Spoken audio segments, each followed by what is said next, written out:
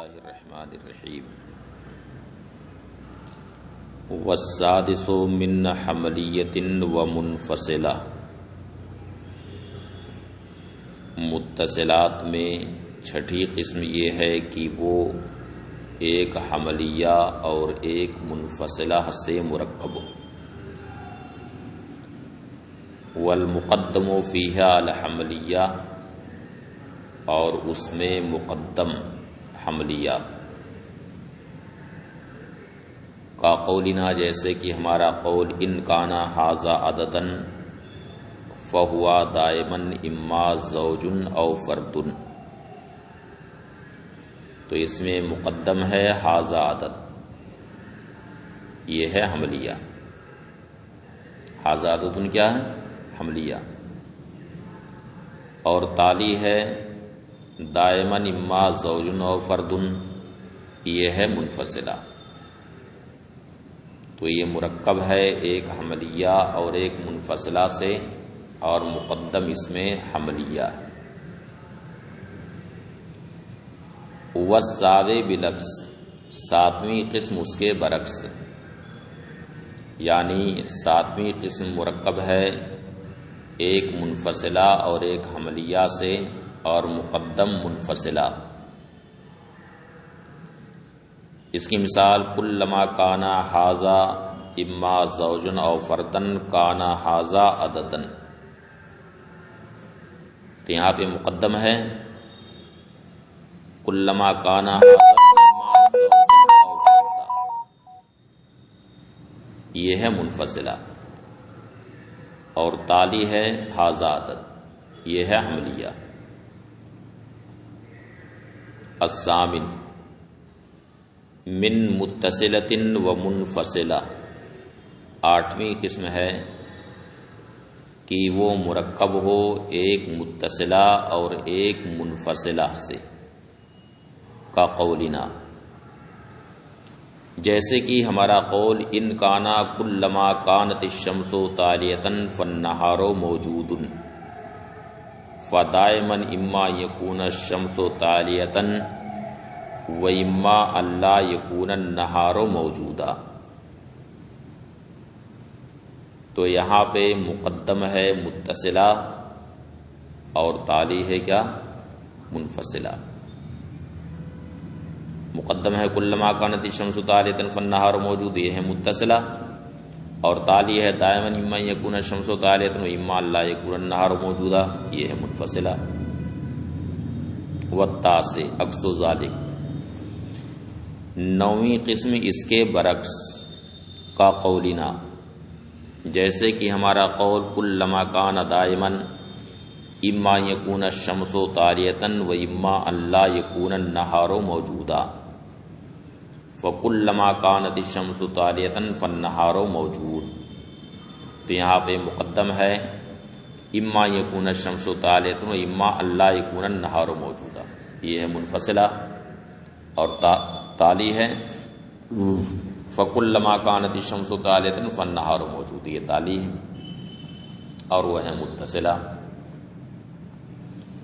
تو یہ 9 اقسام ہو گئے متصلات کے۔ واما امثلۃ المنفصلات،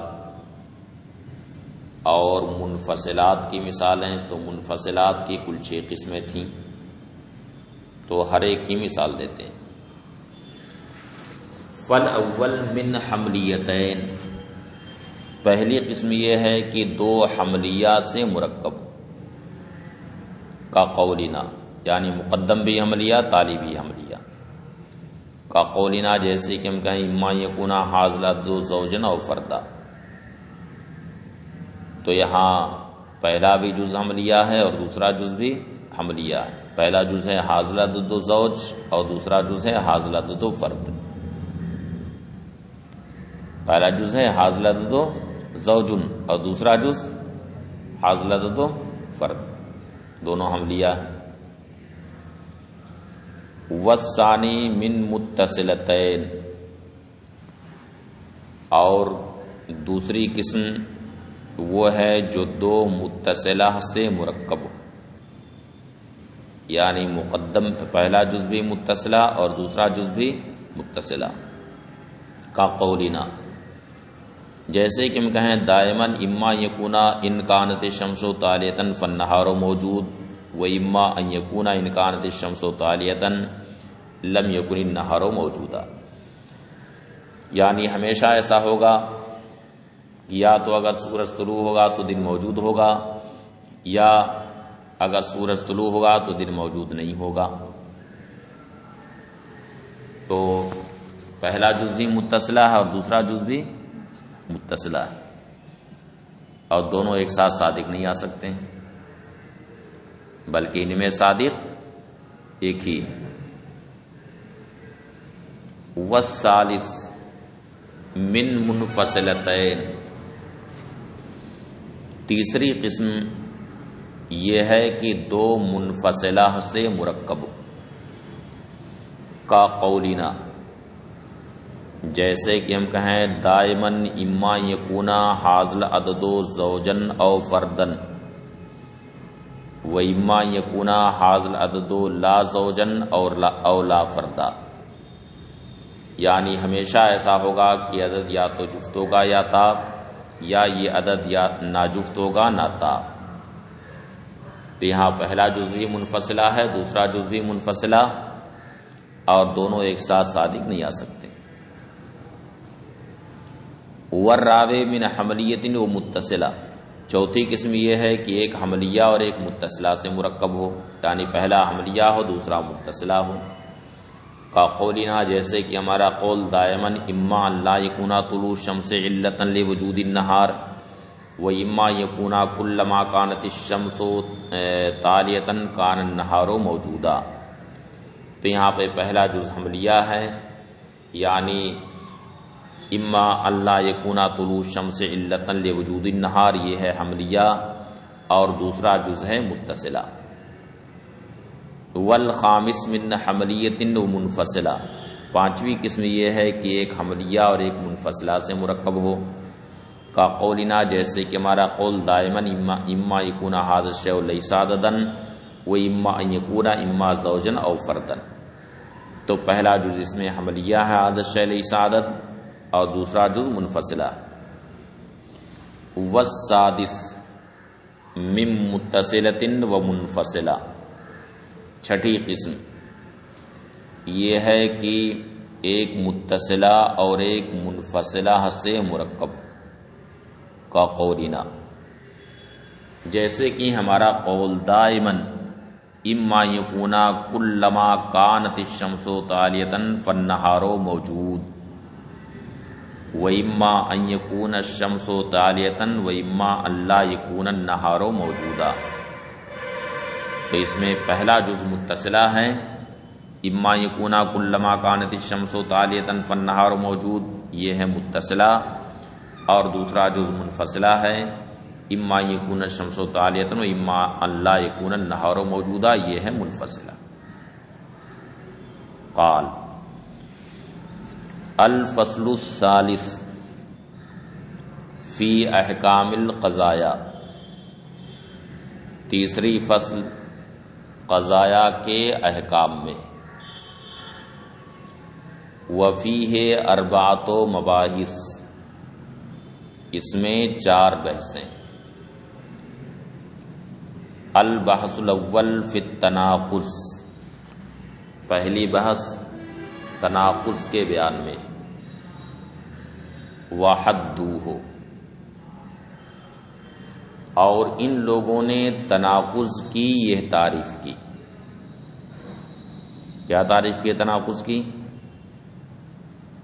اختلاف قضیتین بالایجاب والسلب بحیث یقتضی لذاتہ ان یکونا احداہما صادقۃ والاخری کاذبۃ۔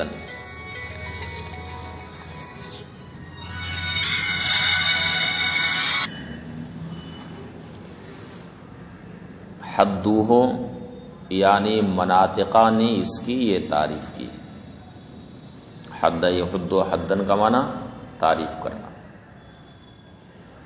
مناطقہ نے تناقض کی یہ تعریف کی کہ دو قضیوں کا ایجاب و سلب میں اختلاف اس طور سے کہ ان میں ایک قضیہ صادق ہو تو دوسرا کاذب ہو جائے، یعنی وہ تناقض لذات ہی اس بات کا مقتضی ہو کہ ایک قضیہ دونوں میں اگر صادق ہے تو دوسرا کاذب ہو جائے، یعنی دونوں ایک ساتھ نہ صادق ہوں نہ کاذب، ایک صادق ہو تو دوسرا کاذب ہو جائے۔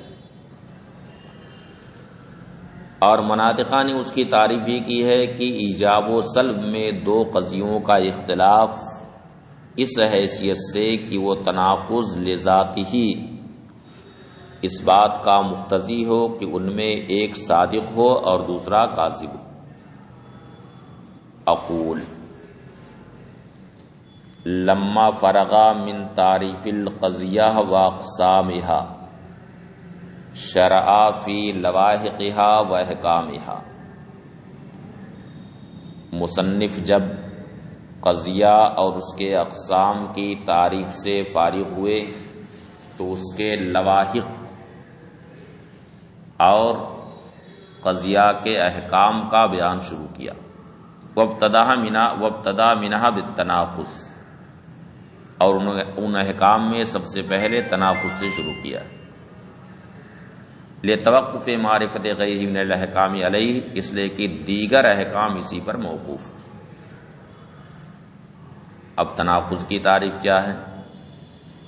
وَهُوَ اختلاف قضیتین بالایجاب والسلب بحیث یقتضی لذاتہ صدق احداہما کذب الاخری، وہ یہ ہے کہ ایجاب و سلب میں دو قضیوں کا اختلاف اس حیثیت سے کہ ان میں سے ایک کا صدق لذات ہی دوسرے کے کذب کا تقاضا کرے، کا قولنا زید انسان و زید لیس بانسان، تو یہ دو قضیہ ہے، زید انسان اور زید لیس بانسان، تو دونوں تو ایک ساتھ صادق نہیں ہو سکتے ہیں،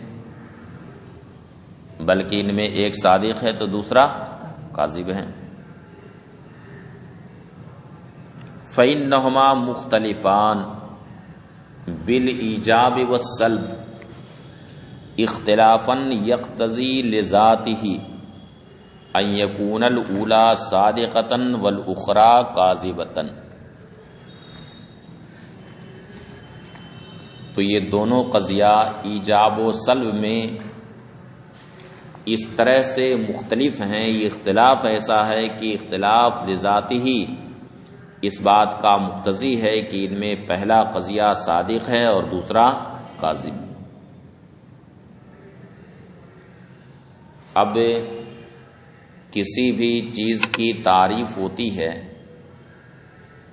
تو اس میں کچھ الفاظ جنس کی منزل میں ہوتے ہیں، کچھ فصل کی منزل میں ہوتے ہیں، یعنی الفاظ تعریف کی تشریح کی جاتی، تو اس کو یہاں سے شروع کرتے ہیں۔ تو کہتے ہیں کہ تعریف میں پہلا لفظ ہے کہ تناقض میں اختلاف ہوتا ہے، اور ظاہر سی بات ہے کہ اختلاف ایک عام چیز ہے، اختلاف کا لفظ ایسا جو ہر قسم کی اختلاف کو شامل ہے، کیسا بھی اختلاف ہو ہر قسم کے اختلاف کو یہ شامل ہیں، مذہب کا اختلاف، مشرب کا اختلاف، رنگ و نسل کا اختلاف، جگہ کا اختلاف، ہر قسم کے اختلاف کو یہ شامل ہے۔ اس لیے یہ جنس بعید ہے۔ کیا ہے؟ جنس بعید، جو دو قضیوں کے بھی اختلاف کو شامل ہے اور دو مفرد کے درمیان جو اختلاف ہوتا ہے اس کو بھی شامل ہے، ہر قسم کے اختلاف کو یہ شامل ہے۔ تو جیسے جنس بعید کے اندر بہت ساری اجناس اور انواع داخل ہیں، مثلا جسم نامی کہا، تو جسم نامی کے تحت حیوان بھی داخل ہیں اور نباتات بھی داخل ہیں، ہے نا داخل؟ فالاختلاف جنس بعید، تو اختلاف جنس بعید ہے، لأنہ قد یکون بین قضیتین، اس لیے کہ اختلاف کبھی دو قضیوں کے درمیان ہوتا ہے، وقد یکون بین مفردین، اور کبھی دو مفرد کے درمیان ہوتا ہے، کالسماء والارض، جیسے کہ آسمان و زمین، ان دونوں میں اختلاف ہے، اور یہ اختلاف مفرد کا ہے، دو مفرد کا اختلاف ہے۔ وقد یکون بین قضیۃ و مفرد، اور یہ اختلاف کبھی ایک قضیہ اور ایک مفرد میں ہوتا ہے، کا قولنا، جیسے کہ ہمارا قول زید قائم و امر بلا اسناد شیء الی امر، یعنی زید قائم کہا جائے، اس کے بعد صرف امر کہا جائے، وہ امر، بغیر اس کے کہ امر کی طرف کسی چیز کی اسناد کی جائے۔ تو یہاں پہ زید قائم یہ ہے قضیہ اور امر یہ ہے مفرد، تو یہ اختلاف ایک قضیہ اور ایک مفرد کے درمیان ہے، سمجھ گئے؟ وقولہ قضیتین، اب اختلاف کے ساتھ جب لفظ قضیتین آ گیا، یعنی دو قضیوں کا اختلاف، تو قضیتین کی قید لگانے سے وہ اختلاف نکل گیا جو اختلاف دو قضیوں کے علاوہ میں ہوتا ہے۔ کون سے اختلاف نکل گیا؟ جو دو قضیوں کے علاوہ کا اختلاف ہوتا ہے۔ وقولہ قضیتین یخرج غیر القضیتین، اور مصنف کا قول قضیتین یہ غیر قضیتین کو خارج کر دیتا ہے۔ وہ اختلاف و قضیتین، اب اس کے بعد دو قضیوں میں بھی اختلاف کئی طرح کا ہوتا ہے، دو قضیوں میں بھی اختلاف کئی طرح کا ہوتا ہے، کبھی ایجاب و سلب کا اختلاف ہوتا ہے، کبھی اختلاف اس طرح کا ہوتا ہے کہ ان میں ایک قضیہ حملیہ ہوتا ہے، دوسرا شرطیہ ہوتا ہے، یا دونوں شرطیہ ہوتے ہیں تو ایک متصلہ ہوتا ہے دوسرا منفصلہ ہوتا ہے، یا ایک معدولہ ہوتا ہے دوسرا محصلہ ہوتا ہے، سمجھ گئے؟ کئی طرح کا اختلاف دو قضیوں میں ہی ہوتا ہے۔ اب اس کے بعد جب بالایجاب و سلب کہہ دیا کہ دو قضیوں کا اختلاف ایجاب و سلب میں، تو اس قید کے لگنے کی وجہ سے وہ سارے اختلافات یہاں سے نکل گئے جو ایجاب و سلب کے علاوہ کے اختلافات ہوتے ہیں، سمجھ گئے؟ وقولہ قضیتین یخرج غیر القضیتین، اور مصنف کا قول قضیتین یہ غیر قضیتین کو خارج کر دیتا۔ وہ اختلاف و قضیتین اما بالایجاب والسلب، اور دو قضیوں کا اختلاف یا تو ایجاب و سلب میں ہوگا، وہ اما بغیرہما، یا ایجاب و سلب کے علاوہ میں ہوگا۔ کئی اختلافہما بان یکونا احداہما حملیہ والاخری شرطیہ، مثلا دو قضیوں میں اختلاف کبھی اس طور سے ہوتا ہے کہ ان میں ایک قضیہ حملیہ ہوتا ہے دوسرا شرطیہ ہوتا ہے، او متصلہ منفصلہ، یا ایک قضیہ متصلہ ہوتا ہے دوسرا منفصلہ ہوتا ہے، او معدولہ و محصلہ، یا ان میں ایک معدولہ ہوتا ہے دوسرا محصلہ ہوتا ہے۔ فقولہ بالایجاب والسلب اخرج الاختلاف بغیر الایجاب والسلب، تو مصنف کا قول بالایجاب والسلب، اس قول نے اس اختلاف کو خارج کر دیا جو ایجاب و سلب کے علاوہ میں ہوتا ہے۔ فالاختلاف بالاجاب والسلب قد يكون بحيث يقتضي ان يكون احداهما صادقا والاخرى كاذبا. اب ایجاب و سلب میں بھی اختلاف کبھی اس طرح کا ہوتا ہے کہ ایک قضیہ صادق ہو تو دوسرا کاذب ہو جائے، اور کبھی ایسا ہوتا ہے کہ ایسا نہیں ہوتا، یعنی دونوں ایک ساتھ صادق ہو جاتے ہیں یا دونوں ایک ساتھ کاذب ہو جاتے ہیں. تو جب یہ قید لگ گئی کہ اس طرح کا اختلاف ایجاب و سلب میں ہونا چاہیے کہ ایک اگر صادق ہو تو دوسرا کاذب ہو جائے، اس قید کے لگنے کی وجہ سے وہ اختلاف نکل گیا جس میں دونوں قضیہ ایک ساتھ صادق ہو جائیں یا دونوں ایک ساتھ کاذب ہو جائیں. سمجھ گئے؟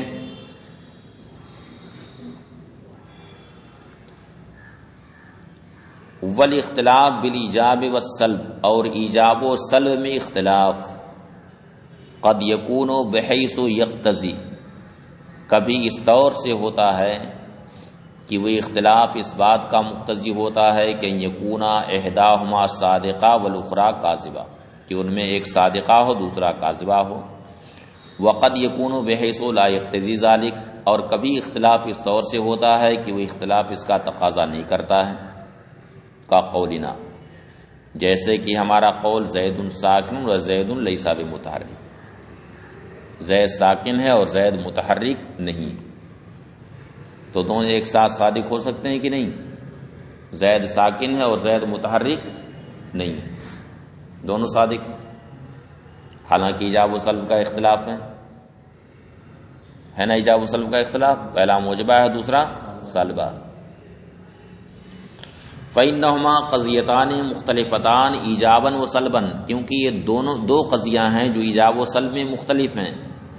لیکن اختلافهما لا يقتضي صدق احداهما، لیکن اختلافهما لا يقتضي صدق احداهما وكذب الاخرى، لیکن ان دونوں قضیوں کا اختلاف اس بات کا مقتضی نہیں ہے کہ ان میں ایک صادق ہو اور دوسرا کاذب، بل ہما صادقتا، بلکہ دونوں کے دونوں کیا ہیں؟ صادق.